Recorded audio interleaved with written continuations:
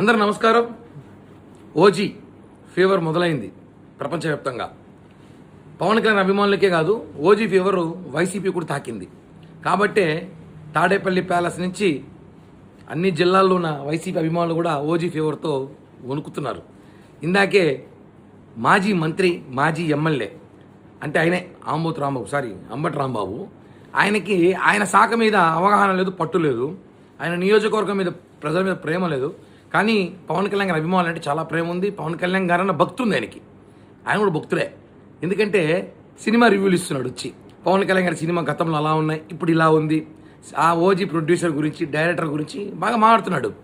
కానీ ఆయన చెప్పాల్సిన విషయం మర్చిపోయాడు. ఓజీ అభిమానులు అంటే మేము పవన్ కళ్యాణ్ అభిమానుల గురించి చెప్పలా, అందరి గురించి చెప్పు, మా గురించి చెప్పు. తెలుసు కదా, మొన్న ఎన్నికల్లో చూపించాం కదా మా బలం ఏందో, మా సత్తా ఏందో. అలా ఉంటుంది పవన్ కళ్యాణ్ అభిమానులు. అరాచకం ఓజీ. ఈసారి సినిమా రివ్యూలు ఇచ్చుకునే స్థాయికి మీరు పడిపోయారంటే ప్రజలన్నీ చూస్తున్నారు. నేను రాంబాబు గారు ఒకటి అడుగుతున్నా, టికెట్ల రేట్ల గురించి మాట్లాడతాను. హాస్యాస్పదంగా ఉంది. వినాయక చవితికి వినాయకుడికి లడ్లు ఎలా ఏలం పట్ల కొంటున్నారో భక్తులు, వాళ్ళ భక్తులు, దేవుని భక్తులు, అలాగే పవన్ కళ్యాణ్ గారి భక్తులు కూడా లక్షల్లో, ఈసారి వేలల్లో టికెట్లు వేలం పట్ల కొంటున్నారు. అది అభిమానం. ఆ డబ్బులు మేము ప్రజలకు ఉపయోగపడుతుంది. వేలల్లో కొంటున్నా, లక్షల్లో కొంటున్నారు అంటే అర్థం చేసుకో. నువ్వు ఏదో టికెట్ల గురించి, రేట్ల గురించి మాట్లాడతావు, 700 800 అనేసి.